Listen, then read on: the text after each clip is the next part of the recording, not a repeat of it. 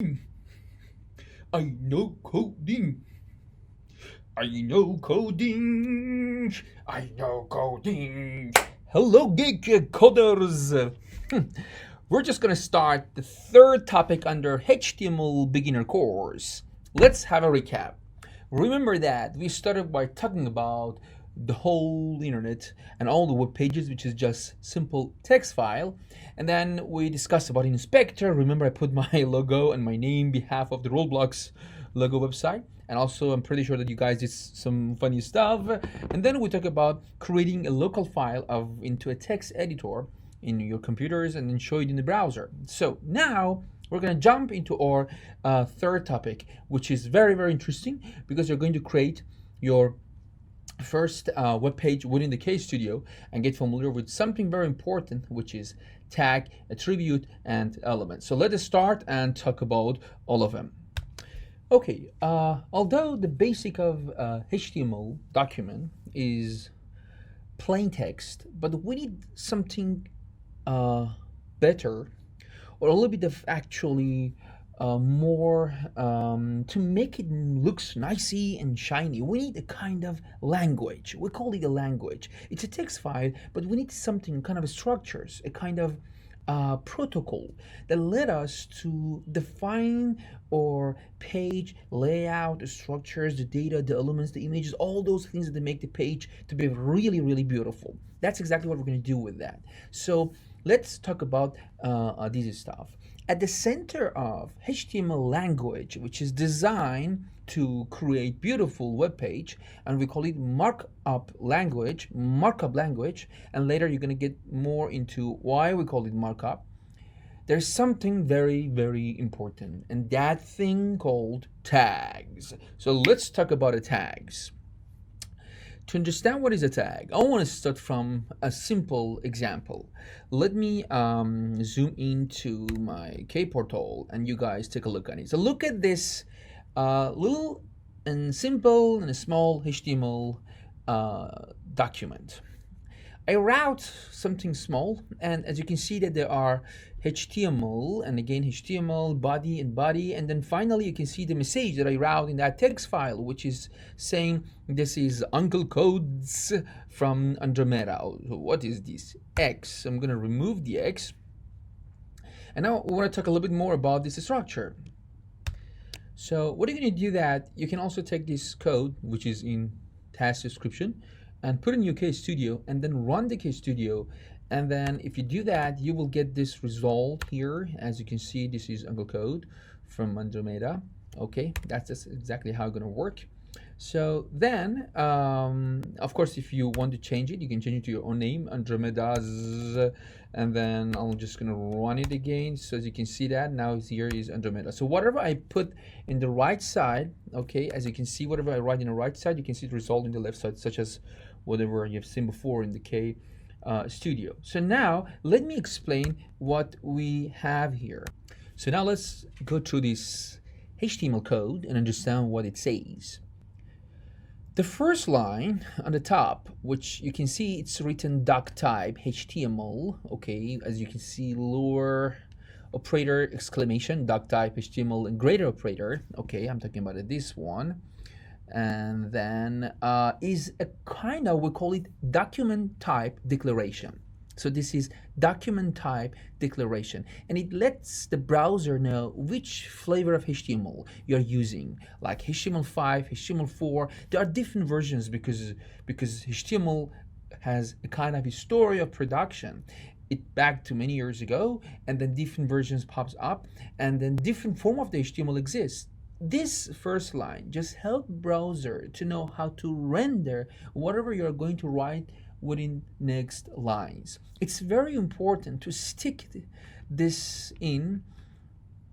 If you don't, then browser will assume you don't really know what you're doing and act in a very peculiar way. It is very important. You will get more into this doc type because we have different kind of the doc types, especially when you want to have a kind of web page to be really responsive in different computers and tablet and phone. But at the moment, very simple version, very simple definition is this, the one I route here, that it says to browser this is a HTML document. You may ask that we decided to put that HTML as an extension for the file. You're right, but when you put this HTML on cloud, on server, things will be a little bit different. And now we have different variation, and now your page may be loaded on different devices and also smart TV. It's very, very important you keep this line always here. So for now, we pick up just the simplest one, which is saying that the type of this document or document type declaration, we're saying that it's HTML. Okay, so again, as I said, we talk about this later. Anyway, what is very important is here. Now look at this one. To get back to the point, HTML is the opening tag that kicks things off and tells the browser that everything between that and the close tag, look at this, everything between opening HTML tag and closing HTML tag is actually or HTML code and HTML document. The stuff, and this is very important because this is a concept that we follow it everywhere in HTML. Always there is an opening tag and closing tag. It looks like an open block and closed block. So whatever you put inside the opening HTML and closing HTML will be considered as your HTML document structure. And if you look at again the line number 3, again you see another tag, which is body, opening body and closing body. Again, whatever is inside the body, whatever you put inside the body actually will be the main content of your document that will be appeared in the browser. Actually, browser look at whatever exists between opening body and closing body, or then look at them and render them, and then you will see all of them in your browser. So just have a little review, okay? Again, you can see that this is called a tag. And tag is very important concept in HTML because they form actually HTML structures. So we can say that the basic structure of an HTML document includes tags, which surround content and apply meaning to those content. That's what a tag does. So again, tag is the basic structure of HTML document that surround contents and also giving meaning to those content. For example, as you can see here, the very, very important one is the HTML. And HTML, look at the Case Studio. Case Studio even help you to wrap or collapse a tag. This is opening, this is the closing. So we have opening tag and closing tag, and you can see that the name is the same, and it should be the same, otherwise it will be a kind of confusion for browser. So here what we're trying to say that we do have some HTML documents that exist here and then must be wrapped. Again, I'm telling you that this is a must, should be wrapped between HTML opening and HTML closing. When I click on this, then what you see is again another tag, which is body tag. And body tag is very important because whatever you put inside the body tag will be those things that are going to be appeared in your browser. So then again, we see the content. And I just put a simple message, this is Uncle Code from Andromedas, and again, opening and closing. Typically, when we write the opening and closing, we follow the standard, which is like this. We first use the operator, and then we write the name of the tag, and then the closing is exactly same name with a slash. This is very standard and became really as a kind of protocol in HTML language. And also, I like to add one more thing here, that not all tags in HTML, like body HTML, they have closing tags. So what that means that there are tags that they don't have closing, and then that means they don't wrap contents within themselves. For example, body tag wrap this content, or HTML wrap this content. For example, maybe one of them I like to show it to you guys here is the BR. BR means brick line. Actually, what it does is create a line between this part and this part. Let me run the code, and then you see that, as you can see that when I render the HTML, then from Andromedas goes to the next line. So you can see the impact of the BR. Later we talk about the BR in details, but for now, look at it.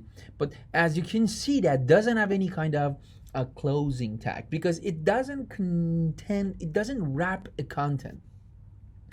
This line break or BR doesn't hold any content, so tag merely sits by its lonely self.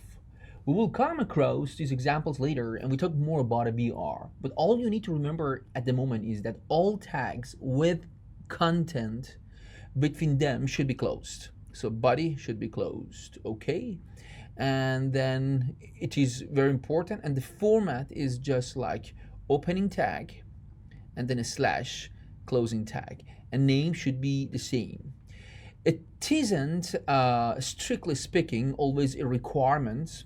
There are some cases that you can do that, but it's definitely recommended, and it's convention that we are using this approach while we're learning HTML and also we're creating advanced web pages. And it's a really good practice to have a very clean and better code.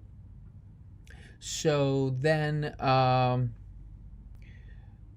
and one more thing I like to add here, that these tags that we call them self-closing tags, that means they close like this.